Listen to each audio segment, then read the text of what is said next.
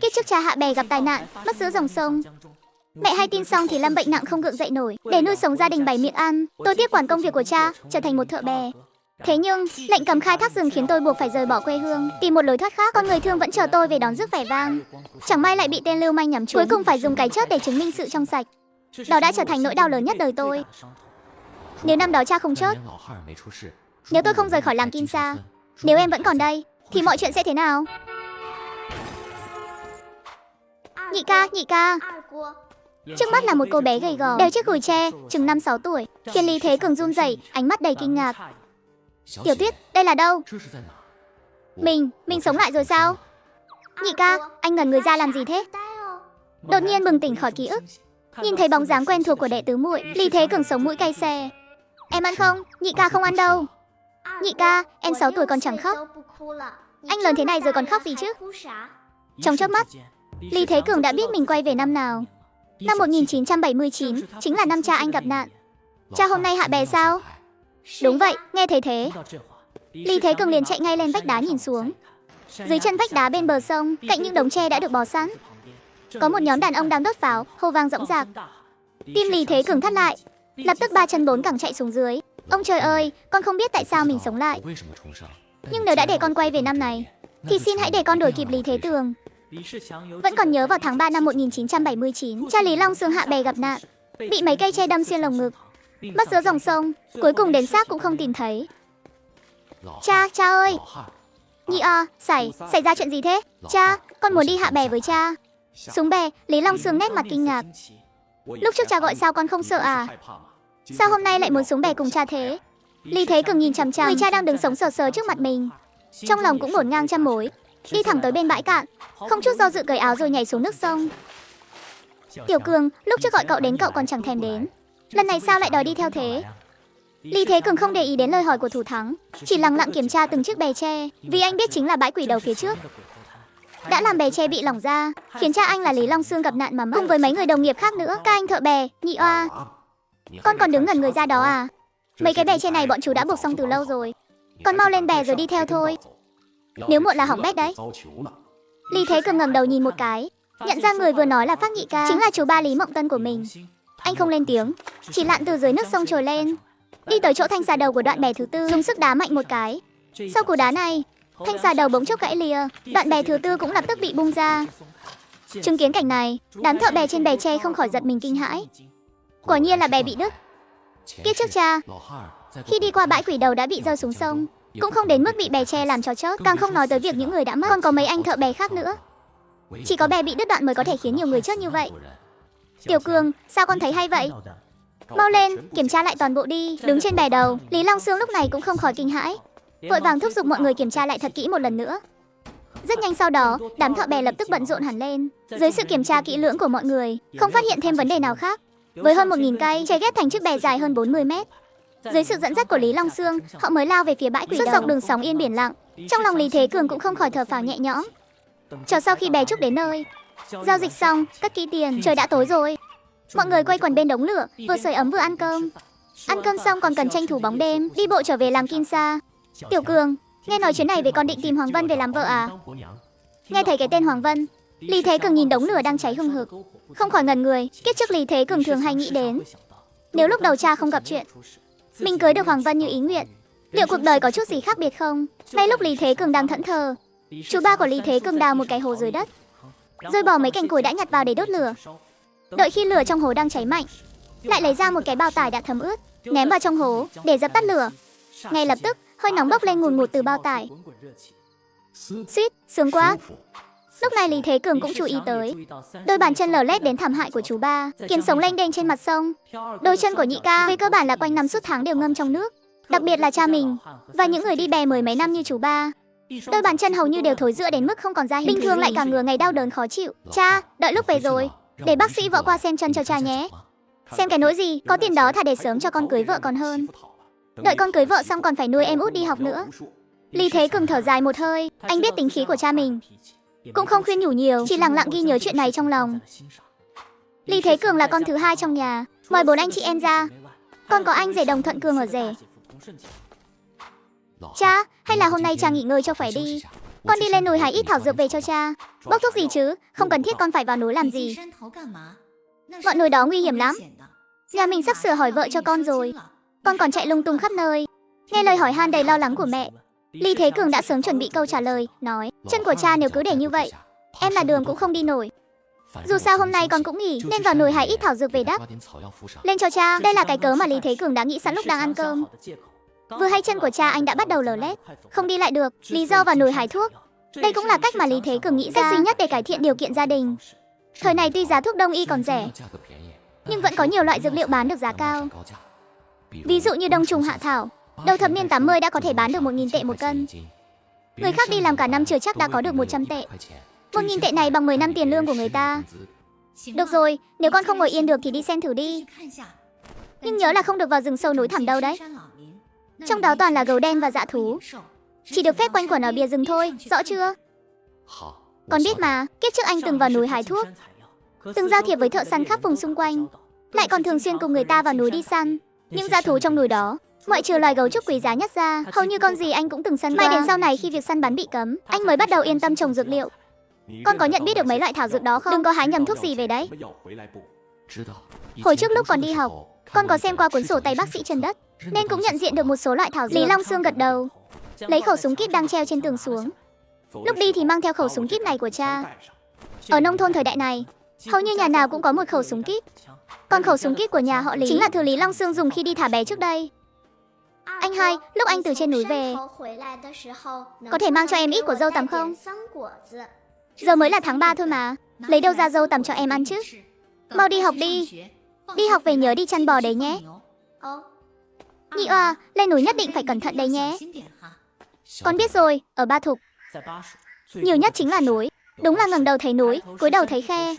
Vừa vào núi không lâu, Lý Thế Cường đã nghe thấy tiếng gà rừng kêu, nhưng anh không hề để tâm. Mục đích chính của anh lên núi lần này là tìm thảo dược, chứ không phải đi săn. Thế nhưng vừa đi được vài bước, Lý Thế Cường liền thấy trên cành cây trên đầu đột nhiên lao ra mấy bóng đen.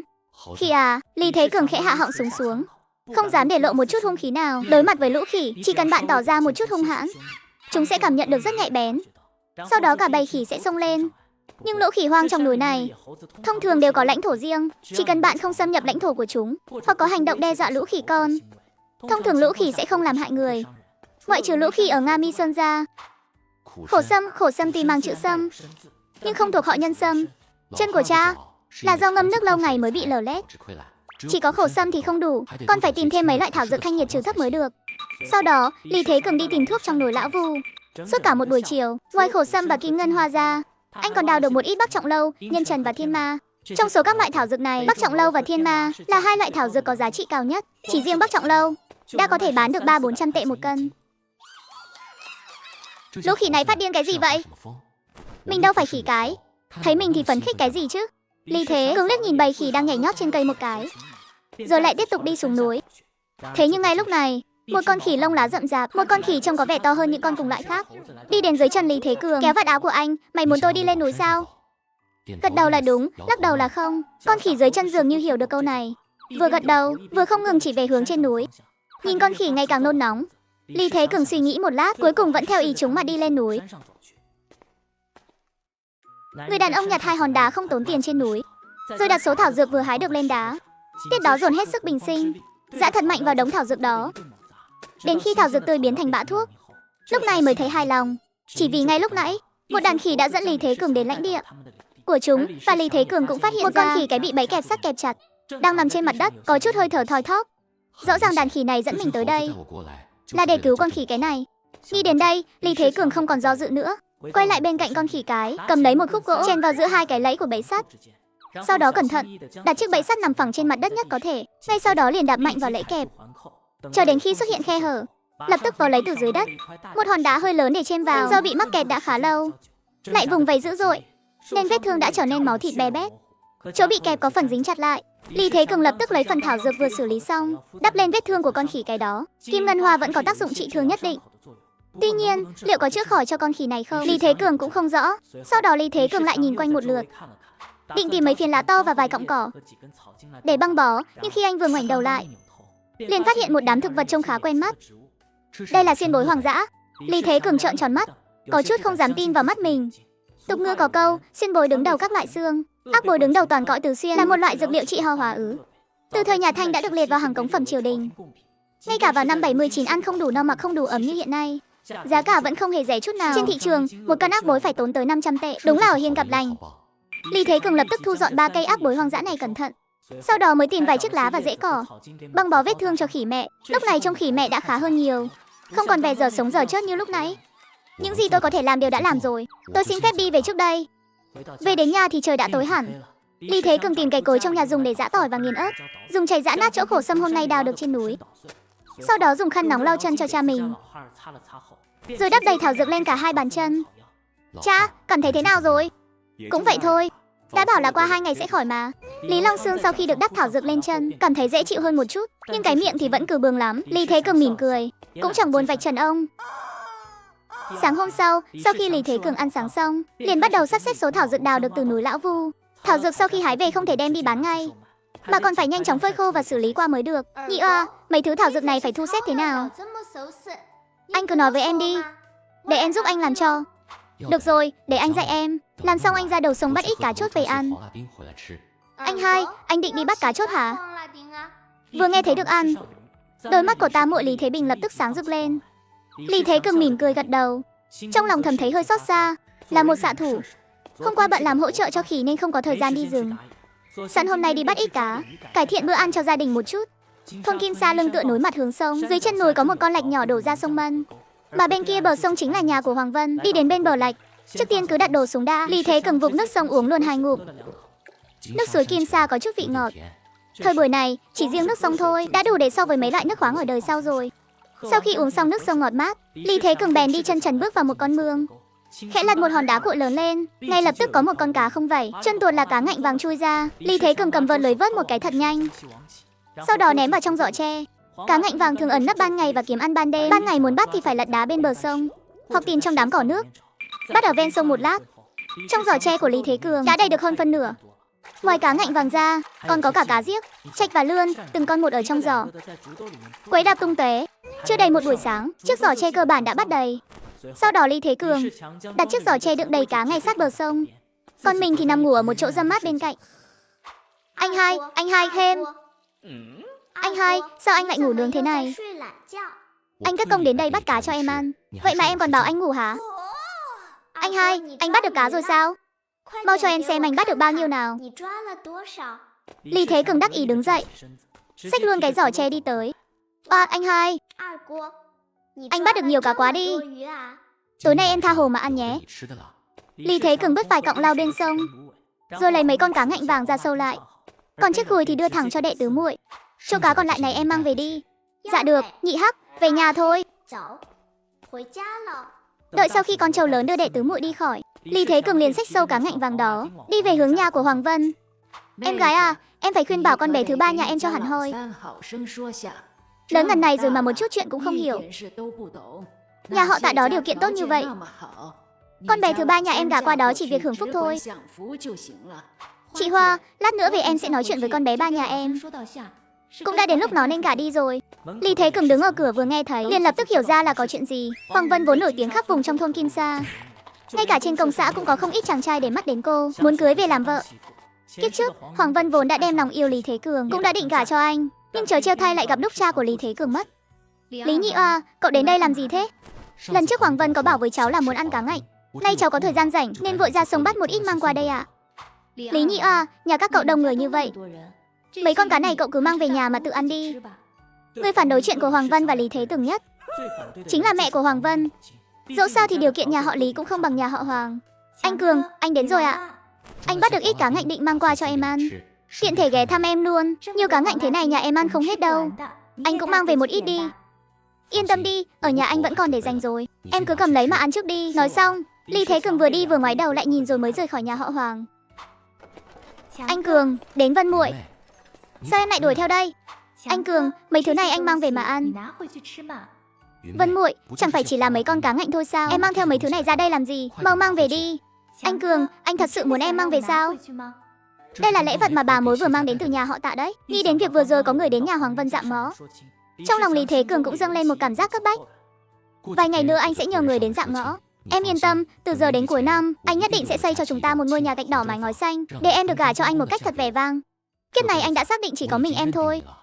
Nghe lời tỏ tình lớn tiếng đột ngột của Lý Thế Cường, Hoàng Vân chỉ cảm thấy tim mình đập thình thịch, dường như sắp nhảy ra khỏi lồng ngực vậy. Em đợi anh. Anh hai, trên tay anh xách cái gì thế? Có thịt không? Em nói cái này hả? Người ta tặng đấy. Anh hai, có phải chị Vân tặng không? Cách đây không lâu, khi đang chân bò trên núi, con bé đã gặp Hoàng Vân. Hoàng Vân còn dẫn con bé về nhà ăn chút thạch đường. Đống đồ hộp này là chị Vân của em tặng đấy. Mê mơ. Hoàng Vân, con đang làm gì vậy? Mấy tảng thịt hun khói với lạp xưởng đó con mang đi đâu rồi? Con mang ra ngoài vứt rồi. Con, sao con dám vứt hả? Chu Phượng Nam trợn mắt, giơ lòng bàn tay lên không trung. Hoàng Vân trong lòng khẽ run lên, đành nhắm mắt lại, ngẩng mặt lên chờ bị đánh. Mẹ có giỏi thì đi đánh gã Tạ Lão Tam kia kìa. Con căn bản không muốn gả cho hắn. Sao mẹ lại nhận lễ vật của người ta? Mẹ dám nhận thì con dám vứt. Trong những năm 70, khi mỗi bữa cơm đều khó thấy chút thịt mỡ, để gia đình có được miếng thịt ăn, tôi dẫn theo người anh em thân thiết tiến vào núi sâu, cùng đi săn với anh rể Hứa Thánh. Hai đứa là lần đầu vào núi. Ngoài việc quan sát dã thú xung quanh, càng phải để ý kỹ rắn rết, sâu bọ dưới chân. Các anh nói xem, vạn nhất mà bị rắn độc cắn thật thì phải làm sao? Thì tầm điện cho cả làng ăn cỗ thôi. Không đúng nha, em nghe nói trong vòng 5 bước chân át có thuốc giải. Cái cách nói này của cậu chẳng có căn cứ gì cả. Mấy năm trước có người đàn ông bị rắn độc cắn, nghe nói chó có thể tự tìm được thuốc giải. Thế là ông ta mang con rắn đó về nhà, cố ý để con rắn cắn con chó vàng nhà mình. Con chó vàng đau quá chạy thẳng lên núi. Người đàn ông bám sát theo sau, trên đường con chó ăn gì thì người đó ăn nấy. Cuối cùng con chó vàng dẫn ông ta đến một chỗ râm mát. Sau đó mỗi bên một miếng rồi cả hai cùng lăn ra chớt. Cho nên nếu vạn nhất bị rắn cắn, việc đầu tiên là phải đến bệnh viện. Giữa lúc ba người đang trò chuyện, phía không xa đột nhiên xuất hiện 3 con gà rừng màu sắc sặc sỡ. Cường tử, mau bắn chúng đi. Đi vòng qua đã. Nói xong, Lý Thế Cường trực tiếp quay người tránh mấy con gà rừng đó. Lão nhị, sao anh không bắn 3 con gà rừng đó? Cho dù có bắn hết 3 con gà rừng này, cũng không đủ cho chúng ta ăn, mà chỉ cần chúng ta nổ súng, đàn dã thú trên núi này đều sẽ nghe thấy hết. Chúng sẽ biết ngay là có thợ săn vào núi rồi. Huyền học vậy sao? Anh nghĩ xem, núi lão vu này đâu phải chưa từng có thợ săn tới. Sau đó, Lý Thế Cường kiên nhẫn giải thích cho họ, trong núi có những thứ gì cần phải cẩn thận. Ngay lúc anh đang nói hào hứng, anh rể Đồng Thuận Cường bỗng dừng bước, giơ tay chỉ về một hướng, là con hoáng. Lúc này trong bụi rậm không xa phía trước, một con hoáng đang thong dong ăn cỏ ở đằng kia. Cách tốt nhất để đối phó với hoáng là vây săn. Tiếc là hiện tại vừa không có chó săn, mà anh rể và Hứa Thánh lại chẳng có chút kinh nghiệm săn bắn nào. Xem ra phải sớm kiếm lấy chó săn thôi. Sau khi cảm thán một câu trong lòng, Lý Thế Cường quay sang sắp xếp cho hai người. Lát nữa em đưa hai người đến hai chỗ này nấp, em sẽ nổ súng ở phía dưới. Nếu con hoáng đó chạy về phía mọi người, thì hai người xua nó về phía em là được. Không vấn đề gì. 2 phút dưới sau, hai người đã đến vị trí chỉ định. Lý Thế Cường giơ khẩu súng kíp trong tay nhắm vào con hoáng, nín thở, nheo nheo đôi mắt. Sau một tiếng nổ lớn, khói súng nồng nặc lập tức bốc ra từ họng súng. Trúng rồi. Thế nhưng con hoáng bị trúng đạn ngã xuống đất đó, lại đột ngột đứng dậy và điên cuồng tháo chạy. Chưa kịp nghĩ xem chuyện gì đã xảy ra, Lý Thế Cường lập tức bắt đầu nạp đạn. Lúc này, sau khi con hoáng đứng dậy, hướng nó tháo chạy không phải là lên núi, mà là lao thẳng về hướng nấp của Hứa Thánh để thoát thân. Hứa Thánh đang nấp trong bụi rậm, thấy con hoáng lao về phía mình, lập tức phấn khích ló đầu ra khỏi bụi cây. Con hoáng vốn tưởng có thể thoát chết, bị Hứa Thánh làm cho giật mình, theo bản năng quay đầu chạy ngược trở lại. Mà Lý Thế Cường ở phía sau cũng đã sớm chuẩn bị, một lần nữa giơ súng nhắm chuẩn vào nó. Cùng với tiếng súng vang lên một lần nữa, con hoáng ngay lập tức đổ gục theo tiếng súng. Lần này nó đã không thể đứng dậy được nữa. Cường tử giỏi thật, chỉ 2 phát súng là đã hạ gục được nó rồi. Lý Thế Cường mỉm cười không mấy để tâm, nhìn con hoáng một cái rồi nói, vác con hoáng lên. Chúng ta xuống núi thôi. Giờ đã xuống núi rồi sao? Một con hoáng còn chưa đủ ăn mà. Cậu còn muốn bao nhiêu nữa? Dĩ nhiên là càng nhiều càng tốt rồi. Đúng là lòng tham vô đáy mà. Con hoáng này phải xử lý sớm, nếu không thì sẽ bị ôi. Nếu cậu thấy không đủ, lần sau tôi lại đưa cậu đến là được chứ gì. Thực tế là nguyên nhân thực sự mà Lý Thế Cường định rời đi vẫn là lo lắng hai người họ gặp chuyện. Con hoáng đó cả 2 lần đều không chọn chạy lên núi, chứng tỏ trên núi chắc chắn có dã thú khiến nó sợ hãi. Nhớ tới lời mẹ Trần Hương Lan nói trên núi có hổ vàng, vì vậy Lý Thế Cường mới không chọn tiếp tục mạo hiểm. Chỉ là điều họ không ngờ tới là lúc lần theo đường cũ xuống núi, lại thấy 3 con gà rừng kia một lần nữa. Anh rể, anh đưa khẩu súng đó cho Hứa Thánh đi. Thật sự để em bắn sao? Sao thế, không dám bắn à? Sao lại không dám chứ? Lý Thế Cường mỉm cười, tỉ mỉ dạy cậu ta cách nổ súng và ngắm bắn. Chúng ta cùng nổ súng nhé, tôi bắn con gà trống rực rỡ kia, Cậu bắn con gà mái xám ở cuối cùng. Tôi đếm đến 3, rồi nổ súng. 3, 2, 1, ha ha ha. Con nghe người ra đó làm gì? Mau chạy lại giữ nó đi chứ. Ồ, vâng, sắc mặt Hứa Thánh vẫn còn nét hưng phấn sau lần đầu nổ súng. Nghe xong cũng lập tức lao tới. Công tử, cậu thấy tôi có đỉnh không? Thôi đừng nhìn nữa, lão nhị, chúng ta đi thẳng xuống núi về nhà luôn chứ.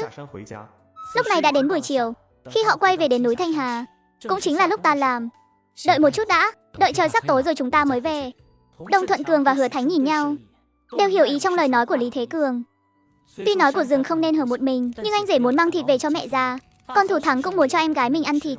Mà nhà họ Lý còn có bấy nhiêu miệng ăn, chỉ với mấy chục cân thịt này, trên đường mà gặp người cùng làng đòi ăn thịt, thì cho hay là không cho đây? Nhị à, đây là các con săn được à? Anh hai, cái này là cái gì vậy?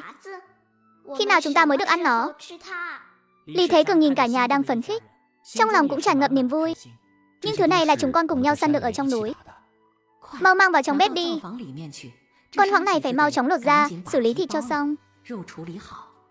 Sau đó cả nhà, ngoại trừ mấy đứa nhỏ, tất cả đều cùng nhau bắt tay vào làm. Tôi chỉ lấy con gà rừng tôi săn được là đủ rồi. Tôi săn cho em gái tôi mà, chứ không phải săn cho anh chị dâu. Mang về nhiều thế làm gì? Về làm gì chứ? Đưa em gái cậu qua đây ăn cùng chúng tôi. Chị dâu cậu sẽ nấu cho mà ăn. Cô ta chắc là ngay cả một giọt dầu cũng chẳng nỡ cho cậu đâu. Bây giờ tôi về gọi nó ngay đây. Nghe lời Trần Hương Lan, Hứa Thành cũng theo đó mà phản ứng lại. Anh rể, anh xem chỗ này có đủ cho mẹ anh ăn không? Đủ rồi, bà ấy ở một mình, chỗ này đủ cho bà ấy ăn rồi. Anh, thơm quá, này cha. Tạm thời con chưa muốn đi làm công. Con nói cái gì? Con nói lại lần nữa xem. Lần trước con còn nói sau này sẽ đi thả bè với cha. Trong mắt thế hệ cũ, kiếm điểm công mới là việc chính đáng. Chuyện săn bắn bắt cá này, thỉnh thoảng đi một chuyến là được rồi. Cha, lúc thả bè con sẽ đi cùng cha. Nhưng việc lên núi làm công chặt trúc thì con sẽ không đi đâu. Tại sao không đi kiếm điểm công? Con vẫn còn muốn vào núi săn đồ về à? Lý Thế Tường trong lòng thở dài. Thật khó để nói cho cha biết về lệnh cấm khai thác năm tới. Con của thực là đang muốn vào núi săn bắn hái thảo dược, để sau đó mang đi đổi lấy tiền. Cha, hôm nay không phải nhị A đã săn được đồ rồi sao? Trong nhà có đông người chúng con như vậy, chỉ cần làm đủ điểm công là được rồi. Nhị A muốn làm gì thì cứ để nó làm đi ạ. Cha, con sức dài vai rộng, việc chặt tre cứ để một mình con lo là đủ rồi. Nghe lời khuyên bảo của chị gái và anh rể, Lý Long Sương lại im lặng không nói lời nào. Nếu không có con trai ông vào núi hái thuốc cho ông, thì em là giờ này ông vẫn còn nằm trên giường kêu la vì đau ấy chứ. Ai kêu la chứ? Sau này vào núi nhất định phải cẩn thận, phải về nhà trước khi trời tối. Tuyệt đối đừng có chui vào rừng sâu, chỉ cần săn ít thỏ rừng và rừng bên ngoài là đủ rồi. Mẹ yên tâm đi, con nhất định sẽ cẩn thận mà. Thoáng chốc đã lại đến ngày thả bè. Lý Thế Cường hái thảo dược trên núi về cũng đã phơi khô cả rồi, vừa hay có thể kịp lúc khai môn. Thả bè rồi, đang mùa lũ xuân, nước sông chảy xiết cuồn cuộn, chỉ cần dùng xào tre khua nhẹ một cái, bè tre đã có thể lướt đi một quãng đường rất xa. Những năm 80 khi thịt lợn chỉ có 5 hàng một cân, mà tôi chỉ dựa vào việc lên núi săn bắn hái thuốc, chỉ trong 2 ngày rưỡi đã kiếm được tới hơn 513 đồng. Bối mẫu cung đình bao nhiêu tiền? 180 đồng một cân. Không ngờ lại có người hái được bối mẫu. Cái này em là đổi được không ít tiền đâu nha. Chỉ riêng một ít bối mẫu này thôi cũng bằng mấy tháng tiền lương của người khác rồi nhỉ. Cậu thanh niên, chỗ thảo dược này với cả da mến nữa, tổng cộng là 559 đồng. Cậu đếm lại xem có đúng không? Lý Thế Cường đưa tay nhận lấy sấp tiền lớn đó, cẩn thận đếm đi đếm lại 3 lần.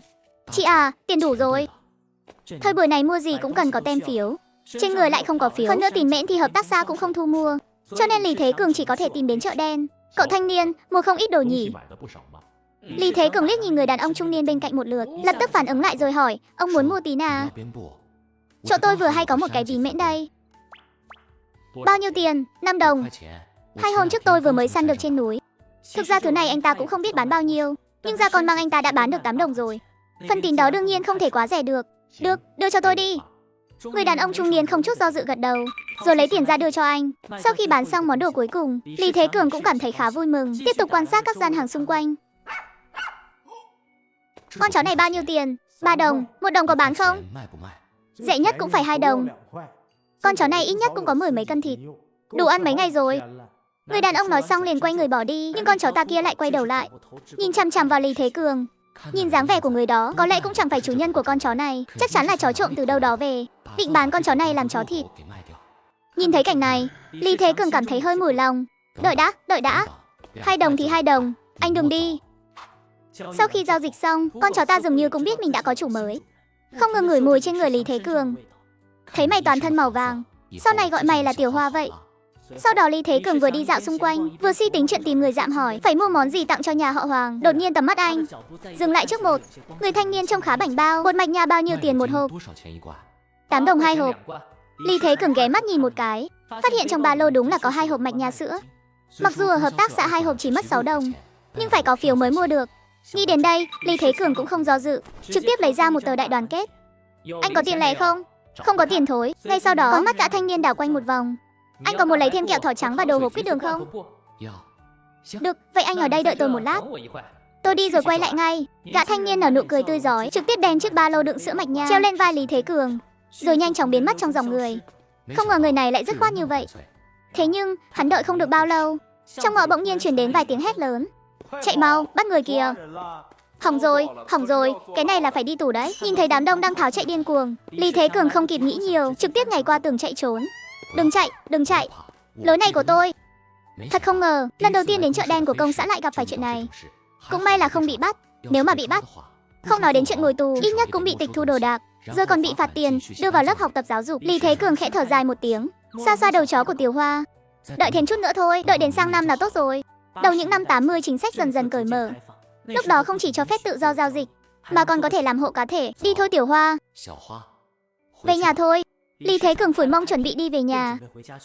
Chỉ là hắn vừa mới đứng dậy, bỗng nhiên nghe thấy tiếng của 2 người đang nói chuyện. Anh Lý, lần này làm gắt thật đấy. Người trong cả con ngõ chạy tán loạn hết cả. Ha, tiếng hét đó của tôi được đấy chứ. Dọa bọn họ đến mức đầu cũng không dám lấy nữa. Đỉnh thật, tôi thì không dám hét đâu. Chuyện này mà bị người ta bắt được, em là bị đánh cho không xuống nổi giường mất. Sợ cái bùa ấy chứ. Tiếc là chuyến này tôi chỉ kiếm thêm được có 2 tệ. Cái thằng ngốc đó chắc chắn vẫn đang đợi tôi quay lại thối tiền. Tiên sư nhà anh chứ? Hóa ra là do tên này bày trò. Sao anh lại ở đây? Anh nói xem.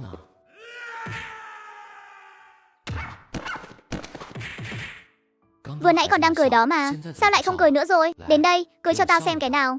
Anh, đại ca, đừng đánh nữa. Em biết lỗi rồi. Nhả ra đi, Tiểu Hoa. Nói đi, giờ tính thế nào đây? Đại ca, em trả lại tiền cho anh nhé. Trả tiền là điều đương nhiên, nhưng còn kẹo thỏi trắng và quýt ngâm đường tôi muốn đâu? Có đây đại ca, em đền cho anh. Nói rồi, gã đó lục lọi trong túi, moi 10 đồng của mình ra. Không ngờ còn có không ít tem phiếu linh tinh. Cút hết đi, đừng để tôi thấy các người nữa. Sau khi có tem phiếu, Lý Thế Cường trực tiếp đến hợp tác xã mua những thứ đã nói. Mua cho bằng hết. Nhị oa, mẹ đã bàn với cha con rồi. Ngày mai sẽ nhờ người sang nhà họ Hoàng dạm hỏi. Ngày mai à, được vậy thì ngày mai. Để đề phòng vạn nhất, cứ sớm cưới Hoàng Vân về nhà rồi tính sau. Cha, xây 5 gian nhà ngói thanh thì tốn bao nhiêu tiền? 5 gian nhà ngói thanh sao? Một gian tầm 400-500 đồng. 5 gian thì ít nhất cũng phải 2.000 đồng rồi. 2.000 đồng sao? Lý Thế Cường không nói gì thêm. Bây giờ trong nhà có 8 miệng ăn, chen chúc trong 3 gian nhà đất.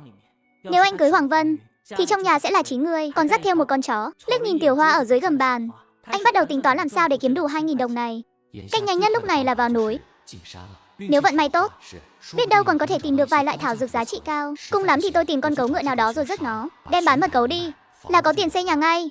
Sau khi đã hạ quyết tâm, Lý Thế Cường lập tức ngày hôm sau liền gọi bạn nồi khô Hứa Thánh cùng lên núi lần nữa. Bộ da hoãng và mấy thứ đó tôi mang lên thành phố bán được 13 đồng. Tôi lấy 5 đồng, cậu và anh rể tôi mỗi người 4 đồng. Thế này có phải là hơi nhiều không? Dù sao em cũng chẳng làm được gì nhiều, chỉ giúp anh xua đổi một chút thôi. Chê nhiều quá thì lấy 1 đồng đi. Hứa Thánh từ 4 đồng một món xuống còn 1 đồng, cũng chẳng thèm thấy ngại ngùng nữa. Thế mới đúng chứ, khách sáo với tôi làm gì? Lý Thế Cường còn muốn nói thêm gì đó, nhưng chợt nhận ra Hứa Thánh đang nhìn chằm chằm về một hướng. 2 cái chân cứ run lên bần bật không ngừng. Nhìn theo hướng mắt của Hứa Thánh, chỉ thấy trên sườn núi không biết từ lúc nào đã xuất hiện 5 bóng sói u ám. Công tử, chúng ta phải làm sao đây? Đừng hoảng, đợi tôi nổ súng xong rồi cậu hãy nổ súng. Công tử, hay là chúng ta chạy đi? Nhìn bầy sói đang dần áp sát trên sườn núi, Thủ Thắng không khỏi nảy sinh ý định bỏ chạy. Mặc dù trong tay họ có súng săn, nhưng lại là loại súng săn đời cũ, bắn một phát là phải nạp lại đạn chì và thuốc súng, vô cùng phiền phức. Đợi đến khi bầy sói này xông tới, họ cũng chỉ kịp bắn được 2-3 phát thôi. Sợ cái búa, có mấy con sói thôi mà. Nhớ kỹ, nhất định phải đợi tôi nổ súng trước rồi cậu mới được nổ súng. Được. Sau tiếng súng, Lý Thế Cường cũng chẳng thèm nhìn lấy một cái, trực tiếp ngồi xuống bắt đầu nạp lại đạn. Công tử, cậu nạp xong chưa? Hứa Thành lúc này đã vứt bỏ khẩu súng kíp trong tay. Đôi bàn tay run rẩy rút con dao dựa bên hông ra. Lý Thế Cường không nói gì, đáp lại Hứa Thành là một tiếng súng đanh thép. Lý Thế Cường nhìn qua một chút, thấy trước mắt còn 3 con sói. Trong đó có một con bị thương ở chân. Xem ra là bị Hứa Thành bắn trúng. Không chút do dự, anh trực tiếp rút con dao dựa bên hông ra. Đừng sợ, xem tôi đây. Ngay lúc Lý Thế Cường chuẩn bị cầm dao dựa, chém về phía bóng sói đang lao tới. Một bóng dáng đột nhiên lao ra từ bên cạnh anh. Thừa lúc một con sói đang nhảy lên không trung, Tiểu Hoa trực tiếp húc văng nó xuống đất. Sau đó nhè ra hàm răng sắc nhọn, cắn chặt lấy cổ nó. Lý Thế Cường chỉ liếc nhìn Tiểu Hoa một cái, liền lập tức thu hồi ánh mắt. Trong nhất thời, một luồng mùi hôi tanh nồng nặc đã ập đến trước mặt. Ngay lúc một người một sói lướt qua nhau, Lý Thế Cường trực tiếp nhấc con dao dựa trong tay lên, nhắm thẳng vào hông con sói mà nện xuống. Hứa Thành đã bị một con sói xám vồ ngã xuống đất. 2 cái vuốt của con sói lần lượt chống lên hai bên vai cậu ấy. Cái miệng sói hôi tanh nồng nặc đang không ngừng ngoạm về phía cổ của cậu ấy. Con sói vừa mới chống 4 chân lên liền nhắm hướng lao tới. Lý Thế Cường cũng không chần chừ, trực tiếp vồ lên lần nữa. Con sói vốn dĩ cực kỳ hung ác, lập tức phát ra tiếng kêu đau đớn thê thảm. Sau khi Lý Thế Cường tiếp đất, liền vội vàng quay đầu chạy mất. Để giết nó thì chẳng có gì phải do dự. Lý Thế Cường trực tiếp giơ súng bóp cò. Con sói xám cuối cùng đang giằng co với Tiểu Hoa, cũng không còn động tĩnh gì sau một tiếng súng nổ. Đến đây, cả 5 con sói đều đã được giải quyết xong. Cường tử, giờ tính sao đây? Về thôi, tiện thể mang mấy con sói này về luôn. Trước khi về tôi chụp tấm ảnh đăng lên vòng bạn bè. Trời à, điện thoại mới ra ngoài một lát đã hết pin rồi. Đổi cái mới đi, dạo này Apple mới ra mẫu mới. Nhìn cái điện thoại mới tôi vừa đổi nè. Thế điện thoại cũ thì xử lý thế nào? Bán đi chứ cai Hui Su thu mua tận nơi yên tâm lắm. Cái iPhone 13 Pro tôi dùng lâu rồi. Gọi cho ai Hui Su đến tận nhà miễn phí còn thu mua lại được hơn 3.000. Có đáng tin không? Chắc chắn rồi. Công ty đã niêm yết có hơn 52.000 cửa hàng trên toàn quốc. Còn do Hứa Tân đại diện nữa. Với lại chỗ đó thu mua cả túi sách, đồng hồ. Theo tôi thì tranh thủ lúc máy cũ còn được giá. Đổi điện thoại mới tôi đề cử ai Hui Su. Vậy lát nữa tôi cũng xem thử. Tôi cảm thấy trên núi có gì đó không ổn. Nếu không thì bầy sói này không thể nào xuất hiện ở chân núi được. Trên núi chắc chắn có thứ gì đó rất ghê gớm, mới khiến bầy sói này phải trốn xuống chân núi. Không lẽ là hổ vàng sao? Đi thôi, 5 con sói là đủ rồi. Hương Lan à, mau về nhà xem đi. Tôi vừa mới thấy nhị A nhà bà ở trên đường đấy, đang cộng mấy con sói về nhà rồi. Bên cạnh còn có một con chó, nửa thân mình đầy máu. Chắc là nhị A nhà bà gặp phải sói ở trên núi rồi. Bà mau về xem thử đi, xem nó có bị sói cắn không.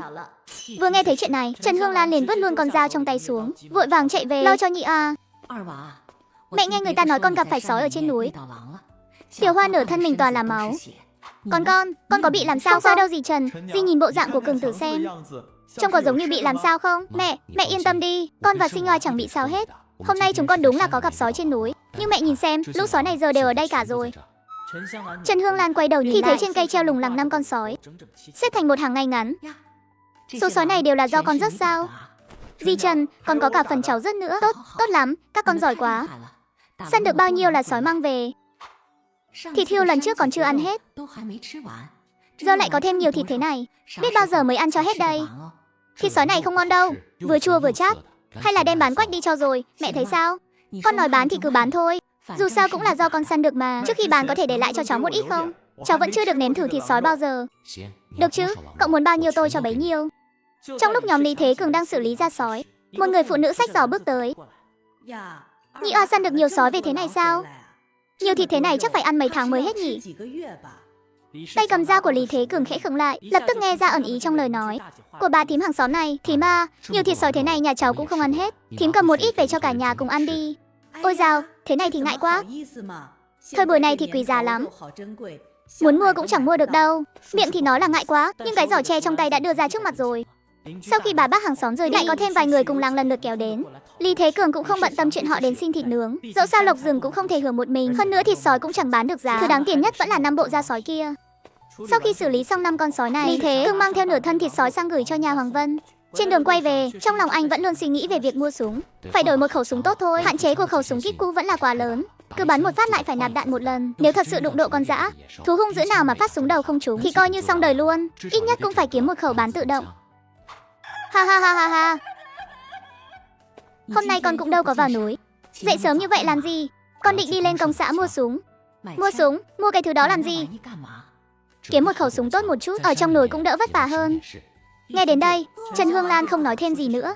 Trong mắt bà, súng ống cũng chẳng phải thứ gì lạ lắm. Vài năm trước, Trần Hương Lan còn từng luyện tập với dân quân trong làng, bắn súng, thậm chí còn bịt mắt để tháo lắp một khẩu súng trường bán tự động kiểu 516.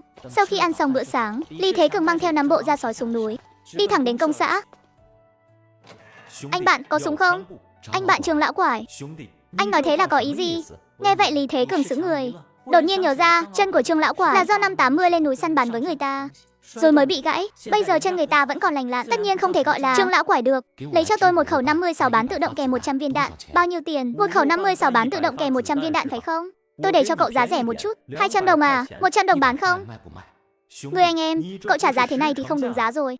Trả giá mà chém một phát bay mất một nửa luôn. Được rồi, chúng ta đều là đấng nam nhi đại trượng phu cả. Cũng đừng có lề mề kỳ kéo mãi làm gì. 140 đồng là giá thấp nhất của tôi rồi. Giá 140 đồng này cũng coi như là hợp lý. Lý Thế Cường suy nghĩ một lát rồi không ép giá thêm nữa. Sau đó Lý Thế Cường ở trong ngõ đợi khoảng hơn 20 phút. Trương lão quải bèn ôm một vật được quấn bằng vải vụn, cười híp mắt từ sâu trong ngõ chui ra. Người anh em, kiểm tra súng đi. Sau khi súng mới về tay, Lý Thế Cường ngày hôm sau đã hăng hái dẫn Hứa Thánh vào núi thử súng, còn Hứa Thánh vì bán da sói được 25 đồng. Trong lòng cũng đang rất vui vẻ. Khi hai người tiếp tục tiến sâu vào rừng núi, lại may mắn bắt gặp một con hoáng. Lý Thế Cường không nói hai lời, trực tiếp dùng khẩu 56 bán mới mua dứt điểm trong một phát súng. Cường tử, cậu xem kìa, đằng kia còn có một con hoáng. Không đúng, đây không phải hoáng, là hươu xạ đó. Nhìn con hươu xạ ở cách đó không xa, Lý Thế Cường dường như thấy từng sấp tiền mặt lớn đang ngày càng tiến gần về phía mình. Thế nhưng đúng lúc này, con hươu xạ đang bỏ chạy bị một bóng dáng màu vàng đột nhiên lao ra, đè dạp xuống đất, phân cổ bị cắn chặt không buông. Đó là Hoàng lão hổ. Tục ngữ nói hổ sinh 3 con át có một con tiêu. Sơn tiêu hung tợn nhất, có thể ăn cả hổ con. Mà người đàn ông lên núi săn bắn đuổi theo hươu xạ, không chỉ bị sơn tiêu nẫng tay trên, lúc này ngay cả anh cũng có thể trở thành bữa ăn cho nó. Đó là Hoàng lão hổ. Con Hoàng lão hổ đang phủ trên người hươu xạ cũng chính là sơn tiêu. Kích thước trông không lớn lắm, nhưng nó lại là một trong những kẻ săn mồi hàng đầu, đứng vững ở đỉnh chối thức ăn. Cường tử, chúng ta đi thôi. Anh đi trước đi, tôi canh chừng cho anh. Hứa Thánh nhìn qua một cái, thấy Lý Thế Cường vẫn đang cầm súng nhắm vào con bèo núi, dường như đoán được không thể trực tiếp để lộ lưng, nên dứt khoát đi lùi từ từ xuống núi. Sau khi nhận thấy Hứa Thánh đã rời đi, Lý Thế Cường cũng không do dự mà trực tiếp bóp cò. Sau một tiếng súng vang lên, Lý Thế Cường lại phát hiện trước mắt đã không còn bóng dáng con bèo núi, chỉ còn lại con hoáng đang thoi thóp, càng không thấy vết máu hay lông tóc nào của bèo núi để lại. Bắn hụt rồi. Thế nhưng đúng lúc này, một bóng vàng từ trên đỉnh đầu lao xuống.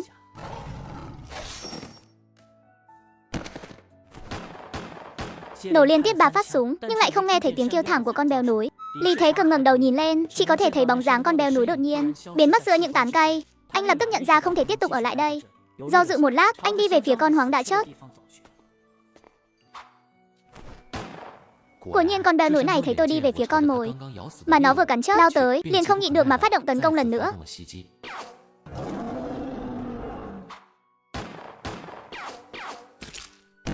Lúc này, con bèo núi đứng dậy nhìn chằm chằm Lý Thế Cường một cái, rồi vội vàng lùi vào rừng sâu biến mất.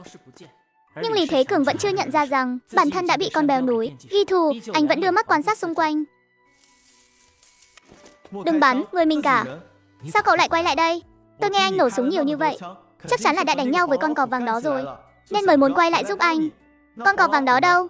Không biết, có thể vẫn chưa đi. Cậu canh chừng trên cây đi, tôi phải nạp thêm đạn. Bắn con hoáng mất 2 phát, vừa rồi lại nổ thêm 6 phát, trên súng chỉ còn lại 3 viên thôi. May mà Hứa Thánh quay lại, nếu không Lý Thế Cường chẳng dám nạp đạn. Tôi canh chừng cho anh mau cắt thứ dưới bẹn con hoáng súng đi. Hứa Thánh dường như cũng cảm nhận được không khí căng thẳng, không nói nhảm mà trực tiếp bắt tay vào làm việc. Tôi bảo cậu cắt túi xạ mà, cậu cắt bên cạnh làm gì? Cậu còn chưa có vợ, dùng được cái thứ này sao? Hứa Thánh đỏ mặt, cũng nhận ra mình đã cắt nhầm chỗ, vội vàng cúi đầu cắt lại. Cường à, thì con hươu xạ này không lấy nữa sao? Muốn thì cậu tự cõng đi, tôi phải canh chừng con hổ vàng kia. Được rồi, để em cõng. Sau đó hai người cẩn thận đi trên núi, tới một sườn núi trống trải trên cao. Lý Thế Cường mới cuối cùng buông lỏng cảnh giác, dùng thảo dược hái được trên đường đắp sơ qua lên vết thương của mình, nhưng lại bất ngờ phát hiện phía trước lại có một vạt cây đỗ trọng lớn. Thành Hoa, có thấy mấy cái cây màu nâu phía trước không? Thấy rồi à? Đi giúp anh cạo vỏ cây xuống đi. Hứa Thánh ngẩn người ra, hoàn toàn không hiểu chuyện gì đang xảy ra. Đó là cây đỗ trọng, vỏ cây có thể làm thảo dược bán lấy tiền. Vỏ cây cũng bán được tiền sao? Đó là cũng không ít đâu. Lý Thế Cường nhớ mang giá thị trường của đỗ trọng luôn rất ổn định. Từ năm 80 cho đến sau này đều vào khoảng 20 tệ một cân, tức là một lạng 2 tệ. Mà những cây đỗ trọng trước mắt này ít nhất cũng cạo được 40 cân vỏ, tức là khoảng 800 tệ. Tạm ổn rồi, hôm nay cạo bấy nhiêu thôi, còn phải cõng 2 con mồi về nữa. Được, vậy thì xuống núi. Khi hai người quay về núi Thanh Hà, trăng trên trời đã sắp ló dạng. Đây là ý đồ của Lý Thế Cường, nếu lại bị người ta nhìn thấy, họ mang con mồi về nhà, chắc chắn không tránh khỏi một đám người lại kéo đến xin thịt ăn. Nhị A, có phải con không? Mẹ, là con đây. Mẹ nhỏ tiếng thôi, để tránh lại gây sự chú ý. Cái gì mà gây sự chú ý chứ? Lại săn được con Miễn rồi à?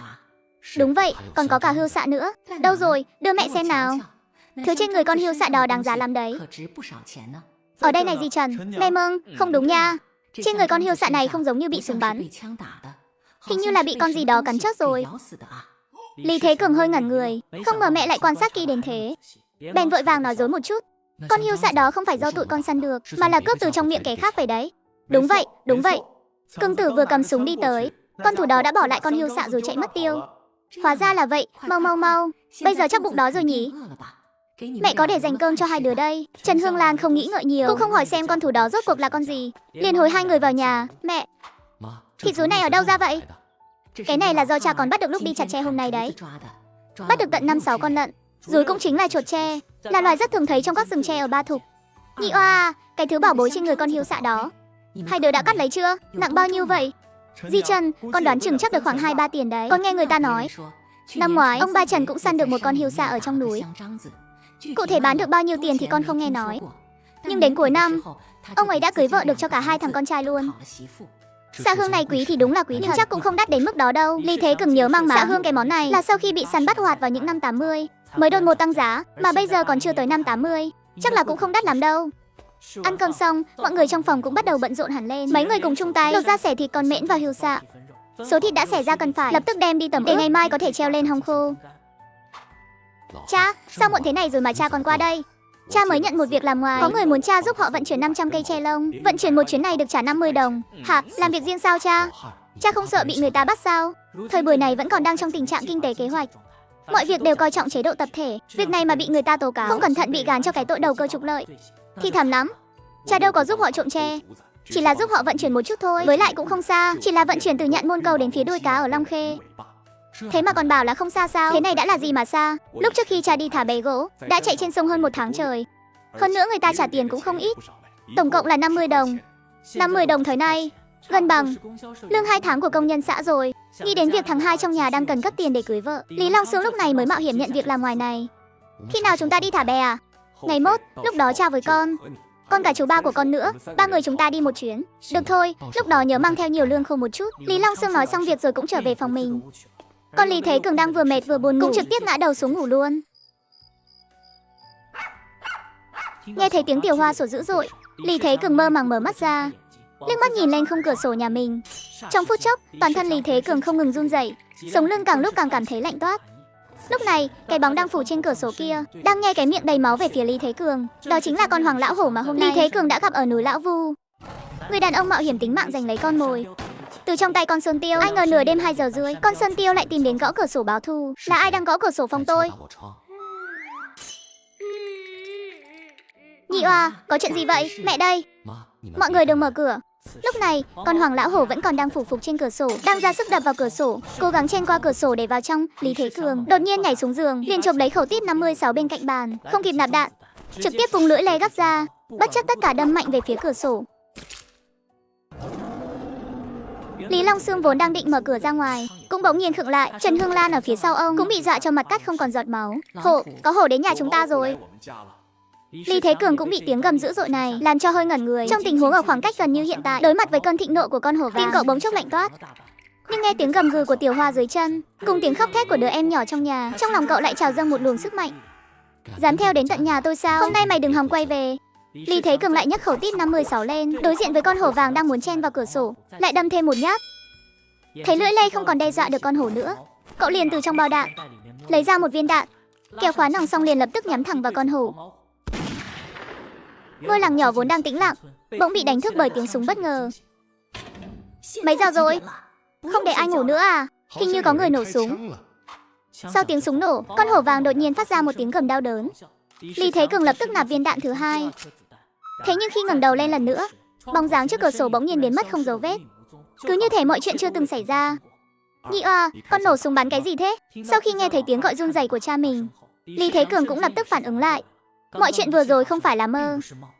Tuyệt đối không được để con hổ vàng đó chạy thoát, nếu không nó rất có khả năng sẽ quay lại trả thù. Nghĩ đến đây, Lý Thế Cường nhanh chóng cầm lấy túi đạn, đi đến dưới cửa sổ xem xét. Quả nhiên phát hiện một vệt máu đỏ tươi. Có chuyện gì xảy ra vậy? Anh vừa mới bắn cái gì vậy? Cha cầm lấy cây súng kíp này đi, đưa lão yêu vào trong phòng của cha đi. Tuyệt đối đừng ra ngoài, ngoài ra hãy gọi điện cho thôn, báo là có hổ vàng vào làng rồi. Được. Để cha gọi điện cho bí thư thôn báo. Ôi, sao tín hiệu điện thoại này kém thế nhỉ? Đổi cái mới đi cha, đắt lắm đấy. Với lại cái cũ này bỏ đi không dùng thì phí quá. Có phương án thu cũ đổi mới mà. Chẳng tốn bao nhiêu tiền đâu. Cái iPhone 13 Pro của con hồi đó bán lại được hơn 2.000 đấy. Có đáng tin không? Tất nhiên rồi. Công ty đã niêm yết mà, có hơn 2.000 cửa hàng trên toàn quốc, còn do Hứa Tinh làm đại diện nữa. Hơn nữa cho đó thu mua cả túi sách, đồng hồ, điện thoại, cái gì cũng thu rất toàn diện. Tóm lại nếu muốn thanh lý đồ cũ, con đề cử A Huy Su. Lý Thế Cường nói xong, lập tức đuổi theo vết máu trên mặt đất. Có Tiểu Hòa dẫn đường, một người một chó nhanh chóng xông lên núi sau. Khi Lý Thế Cường vừa bước chân vào rừng trúc, liền cảm thấy trong rừng trúc truyền đến một cảm giác bị rình rập đầy đáng sợ, giống như ở sâu trong rừng rậm đang có một đôi mắt nhìn chằm chằm vào anh.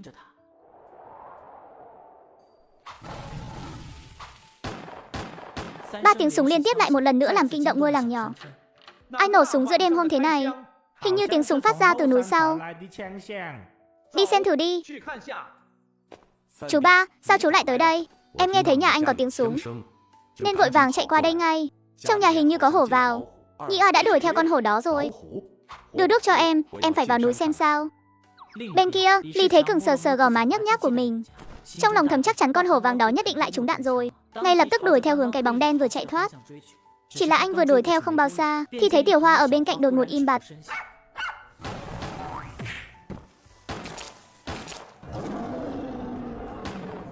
Bất thình lình, một chuyện khiến Lý Thế Cường vô cùng khiếp sợ đã xảy ra.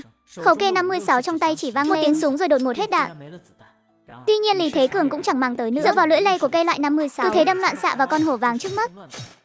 Cái đồ quỷ này, dám chạy đến tận nhà tao rất chết mày. Sau khi đâm liên tiếp 5-6 nhát, Lý Thế Cường cuối cùng cũng dừng tay. Anh có thể cảm nhận rõ rệt trái tim vẫn còn đang đập loạn dữ dội, cả tay và chân đều không ngừng run rẩy. Nhị A, cha đây. Nhị A, con có làm sao không? Mau, để cha con đi tìm bác sĩ Võ. Cha, con không sao đâu. Nói bậy, trên người con chảy nhiều máu thế kia, làm sao mà không sao cho được. Thật mà, đó không phải máu của con đâu, là máu của con hổ vàng đấy. Hổ vàng, vừa nghe đến danh hổ vàng, Lý Long Sương liền phản ứng lại. Nhìn thấy con hổ vàng đang nằm gục trên đất, vội vàng hỏi con hổ vàng này chết chưa. Chết rồi, cha nhìn xem. Đến động đầy cũng không còn nữa. Lý Long Sương cầm đuốc soi soi, quả nhiên thấy ở phần cổ con hổ vàng máu me đầm đìa, chẳng còn chút cử động nào. Ông đang định lại gần xem thử thì phía sau bỗng vang lên rất nhiều tiếng hô hoán. Vừa rồi ai nổ súng đấy? Mấy người phía trước chú ý một chút nhé. Trong tay chúng tôi có súng đấy. Cất hết mấy thứ trong tay đi, đừng có nổ súng bừa bãi. Là tôi và Nhị A đây. Đội trưởng Lý, là ông hả? Đến phải, là tôi. Còn có cả Nhị A nhà tôi nữa. Mọi người đừng sợ, vừa nãy nổ súng là để bắn con hổ vàng. Đám người phía sau vừa nghe đến danh hổ vàng liền vội vàng ùn kéo tới. Đúng là hổ vàng thật này. Sao con hổ vàng này lại mò đến chỗ mình nhỉ? Lý Nhị A, vừa rồi là cậu nổ súng rớt con hổ vàng đó hả? Trong lúc mọi người đang bàn tán xôn xao, Lý Long Sương bất ngờ phát hiện bác sĩ Võ trong đám đông. Bác sĩ Võ, mau qua đây xem cho Nhị A nhà tôi với. Nhị A, con hổ vàng đó là do cháu bắn hạ à? Lý Thế Cường rụt cổ lại rồi gật đầu, vâng ạ. Cổ cháu có bị thương không? Lại đây để bác sờ thử xem nào. Cháu không bị thương đâu ạ, chỉ là hơi lạnh thôi. Nhị A, trời lạnh rồi, khoác thêm cái áo vào đi. Sao cái áo này của cháu lại màu vàng thế? Nhị A, sao nửa đêm cháu lại chạy ra ngoài rớt hổ vàng thế? Thấy Lý Thế Cường đã khoác chiếc áo da hổ lên người, bác sĩ Võ liền vội vàng hỏi. Đám dân làng xung quanh cũng hết sức tò mò nhìn về phía cậu. Lý Thế Cường cũng lập tức đem chuyện xảy ra đêm nay kể lại một lượt cho mọi người. Suýt, chuyện này đáng sợ quá đi mất. Phải đấy, tôi thì không dám tưởng tượng nổi luôn. Nửa đêm thấy một con hổ vàng ở ngay cửa sổ nhà mình, có mặc ta giấy cũng phải ướt hết thôi. Tôi nhớ Lưu Tứ Hỷ ở đội 2 chính là bị hổ vàng cắn chết đấy. Kết quả trên núi chỉ tìm thấy một đống quần áo rách, ngay cả một bầu xương cũng không thấy đâu. Lúc này đây, Lý Long Sương cuối cùng cũng hiểu ra Nhị A nhà mình đã phải trải qua những gì đến nay. Tại sao nửa đêm bỗng nhiên lại nổ súng ở trong nhà? Nhị A, trên người con bị làm sao thế? Mẹ, con có súng ở đây mà, không bị thương được đâu. Anh hai. Mẹ ơi, trên người anh hai vẫn còn máu kìa. Anh hai, anh bị làm sao thế? Mau vào trong đi, anh hai con không sao đâu. Được rồi, mọi người về ngủ đi thôi, kinh động cả đêm rồi, ai nấy cũng mệt rồi. Có gì muốn xem hay muốn nói thì để ngày mai được không? Con hổ vàng này tôi cứ để ở trong sân nhé. Các bác cứ xem đi, đợi mai tôi dắt mấy đứa nhỏ qua xem với. Đừng có vội lột da nó đấy nhé. Mai tôi cũng dắt sắp nhỏ qua xem một chút. Được rồi, biết rồi, mau về ngủ đi. Lý Long Sương xua xua tay rồi nói, mọi người cũng lần lượt giải tán. Tuy nhiên trong mắt mọi người hoàn toàn không có chút buồn ngủ nào, chỉ muốn mau chóng về nhà để kể cho người nhà nghe về những gì đã thấy tối nay. Ngày hôm sau, chuyện Lý Thế Cường săn hổ đã sớm truyền khắp thôn Kim Sa. Rất nhiều người đã tìm đến nhà họ Lý xem chuyện lạ. Nhị a, đây là bà tứ nương họ Lưu. Hôm nay khó khăn lắm bà mới từ công xã về một chuyến. Nhị a, nghe nói tối qua cháu bị cảm lạnh phát sốt. Bà mang cho cháu một hộp quýt ngâm đường đây. Tứ nương, cháu đã khỏe hơn nhiều rồi, không có gì đáng ngại đâu ạ. Nhị a, bà nghe nói cháu đã rớt được một con hổ vàng. Muốn hỏi cháu xem có bán không? Chàng trai nửa đêm 2 giờ rưỡi vào núi săn rớt hổ vàng. Kết quả ngày hôm sau liền có người tìm đến cửa, bỏ ra số tiền lớn 50 tệ muốn mua lại nó. Ba của bà hồi đó bị hổ vàng ăn mất. Bà từng nhờ người săn con hổ vàng đó, nhưng họ tìm mấy ngày trời cũng không thấy. Giờ cháu vừa hay săn được một con. Bà muốn mua về để cúng cho. Ba của bà, hổ vàng thật ra chính là sơn bưu. Tuy so với hổ thật thì kém hơn một chút, nhưng cũng không phải 50 tệ là có thể mua được. Cháu cũng không biết con hổ vàng cháu săn được có phải là con năm xưa không. Không sao hết, chỉ cần là hổ vàng là được. Chỉ cần cháu bán con hổ vàng đó cho bà thôi. Ngoài ra bộ da hổ vàng đó bà không lấy. Với loài hổ vàng thì thứ đáng giá nhất vẫn là bộ da. Nếu chỉ tính thịt thì vốn không đáng. 50 tệ thấy sao? Nhị à, được không cháu? Lý Thế Cường gật đầu. Sau đó quay lại sân, nhanh nhẹn xử lý xong bộ da hổ vàng. Ba à, con cũng coi như đã báo thù cho ba rồi. Ba cứ yên tâm mà đi đầu thai đi. Lưu Tứ Nương nói xong, liền sai người mang thịt vội vã rời đi. Nhị ca, lần trước anh săn được 5 con sói, lần này lại săn được con hổ vàng. Lần sau chắc không phải là săn gấu ngựa đấy chứ? Cậu à, nhóc muốn anh săn một con gấu ngựa về không? Ở nông thôn thường có thói quen đặt tên xấu cho trẻ con, thường là với hy vọng đứa trẻ có thể thuận lợi lớn lên. Còn cậu A Tử, sở dĩ người nhà đặt cho cậu cái tên mụ này là bởi vì gia đình cậu là ngôi sao trổi nổi tiếng ở thôn Kim Sa. Cả nhà 10 miệng ăn không bệnh mất thì cũng gặp tai nạn. Hiện giờ chỉ còn cậu, em gái và một người ông nội. Nhị ca, lần tới anh vào núi săn đồ, có thể dẫn em theo cùng không? Để một thời gian nữa hãy nói. Cậu A Tử nghe xong không nói gì nhiều, chỉ cúi đầu im lặng gật gật. Nghĩ gì thế, đi theo anh. Về nhà ăn chút thịt lấy sức cái đã. Nhìn cái bộ dạng đó của cậu xem, sợ là sức của một con khỉ còn lớn hơn cậu đấy. Nếu dẫn cậu vào núi, chắc là thịt cũng khiêng không nổi. Nhị ca, em chúc anh mỗi ngày thức dậy đều đổ bệnh, 4 lần vào núi đều không về được. Em chúc anh làm gì cũng không kiếm được tiền. Anh chúc, làm gì có kiểu chúc. Người ta như cậu chứ, người khác đều nói em là sao chổi, sẽ khắc mất tất cả mọi người bên cạnh. Nên nói chuyện đều phải nói ngược lại. Nói nhảm, làm gì có cái lý đó. Thật đấy nhị ca. Trên gương mặt của cậu A Tử lộ ra một biểu cảm hoàn toàn không phù hợp với lứa tuổi. Coi cái mất như sự sống, sống cũng như đã mất. Nhị ca, có đôi khi chỉ cần em cứ muốn làm tốt một việc gì đó thì việc đó nhất định sẽ không thành công. Ngược lại nếu em không cứ nghĩ về nó thì sẽ thành công. Được rồi, đừng nói mấy chuyện này nữa. Mau mang thịt về cho em gái cậu làm cái gì ăn đi. Lúc đi thì chú ý một chút, đừng để người khác thấy miếng thịt trong tay cậu. Sau khi cậu A Tử đi, Lý Thế Cường lại gọi Hứa Thánh và anh rể Đồng Thuận Cường cùng nhau vào núi. Mục đích chính của lần vào núi này không phải săn bắn, mà là để lột vỏ cây. Thế nhưng vừa mới vào núi, nhóm Lý Thế Cường đã phát hiện ra một con hươu xạ. Ha ha ha, tốt quá rồi, lại là một con hươu xạ nữa. Vừa vào núi đã có thu hoạch. Hôm nay vận may có vẻ hơi tốt đấy. Địa điểm hạ gục con hươu xạ, cách chỗ cây đỗ trọng vừa khéo. Thế Cường cũng không nghĩ nhiều, thu dọn con hươu xạ xong liền đi tới rừng đỗ trọng. Anh rể, đây chính là cây đỗ trọng, cứ trực tiếp cạo vỏ cây xuống là được. Hay là để một mình em ở đây làm, mọi người cứ vào sâu trong núi xem sao. Không cần đâu, đợi cạo xong hết đỗ trọng rồi hãy tính chuyện săn bắn.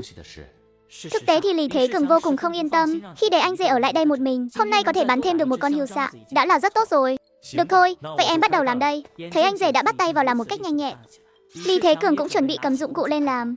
Chỉ là anh vừa mới đi được 2 bước lại đột nhiên chú ý dưới chân có mấy thứ khiến anh thấy vô cùng quen thuộc. Không phải chứ, sao hôm nay vận may tốt thế này, vừa có hươu xạ lại vừa có ông bối. Bất chợt trong đầu Lý Thế Cường hiện lên hình ảnh một cậu bé lấm lem. Anh hai, em chúc anh mỗi ngày thức dậy đều bị bệnh 4 lần, vào núi là không có đường về. Em chúc anh làm gì cũng không kiếm được tiền. Mọi người đều nói em là sao chổi, sẽ khắc trước tất cả mọi người xung quanh, cho nên lời em nói đều phải nghe ngược lại. Em nào phải sao chổi gì chứ, rõ ràng là ngôi sao may mắn của anh mà. Sau một ngày cật lực hái đỗ trọng trong núi, vui của 3 người đều chứa đầy ắp vỏ đỗ trọng.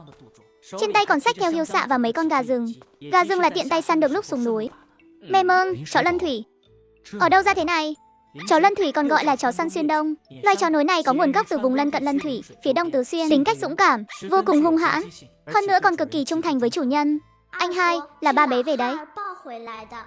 Ba bé cháu con về. Sao không đợi người ta cai sữa rồi mới bế về chứ? Ai mà biết ông ấy đến chiều nay đột nhiên bế nó về. Trước đó chẳng nghe ông ấy nói gì cả. Lý Thế Cường cũng có chút bất ngờ. Ban đầu người phản đối vào rừng nhất chính là ông ấy. Cha giờ đây lại bế 3 con chó con về. Chờ sau này khi lũ chó lớn lên, dù là đi săn hay hái thảo dược trong rừng, cũng đều sẽ nhẹ nhàng hơn nhiều. 2 ngày liên tiếp sau đó, Lý Thế Cường đều dẫn theo anh rể, Đông Thuận Cường và Hứa Thành đi lột một ít vỏ cây đỗ trọng. Mỗi ngày đều giống như có sự may mắn từ lũ chó con, thu hoạch đầy ắp. Và hôm nay cuối cùng cũng đến ngày thả bè. Ngày lên đường tới huyện Nam Dương, Lý Long Xương tổ chức nghi lễ khai bè như thường lệ. Sau khi mọi thứ đã chuẩn bị xong xuôi, những bè trúc xanh mướt bên bãi sông bắt đầu xuôi theo dòng nước mà tiến về phía trước. Sau khi tới huyện, việc đầu tiên Lý Thế Cường làm chính là đem số vỏ cây trương, da hổ lông vàng và các thứ khác đi bán. Lần thả bè tới Nam Dương này, anh còn phải theo cha và chú ba đi nhận một chuyến hàng. Nhanh lên các con, làm xong chuyến này là có tiền mang về mua lương thực rồi. Long Xương à, lần này thực sự cảm ơn anh nhé. Không có gì đâu, tôi cũng là đang kiếm tiền cho chính mình thôi. Tiền đây, các anh mau mang về đi, đừng để người ta nhận ra chuyện gì. Đợi tôi quay về sẽ mang tiền đến cho các anh, được chứ? Thật là làm phiền Lý đầu bè quá. Đi thôi, mau về đi. Dưới bầu trời đêm thanh khiết, gió đêm thổi nhẹ, bè trúc dài thong thả lướt đi. Thổi gió lạnh suốt cả đêm, 3 người họ không chỉ rét run cầm cập, mà còn thỉnh thoảng buồn ngủ đến ngáp dài. Dòng nước trên sông ban đêm nhìn có vẻ nguy hiểm, thực tế thì chẳng an toàn chút nào. Một khi vì buồn ngủ mà để bè bị đứt, chỉ dựa vào 3 người bọn họ thì không dễ gì ở trong dòng nước sông lạnh giá ấy mà giữ được 500 cây tre này. Vì vậy, với tư cách là đầu bè, Lý Long Xương vẫn quyết định cho bè cập bến nghỉ ngơi trước. Mặt trời lên rồi đấy ơi. Hát lên khúc dân ca núi rừng nào, thả bè trúc trôi đi nào. Trên mặt sông phẳng lặng, vang lên từng hồi sơn ca du dương. Giữa rừng núi hai bên bờ, thỉnh thoảng cũng vang lên tiếng muông thú kêu hót. 3 người vừa tận hưởng làn gió xuân thổi qua, vừa thỉnh thoảng đẩy những kiện tre. Thế nhưng ngay lúc này, Lý Long Xương bỗng nhiên chỉ về phía mặt sông phía trước. Các cậu xem, có phải có người rơi xuống nước không?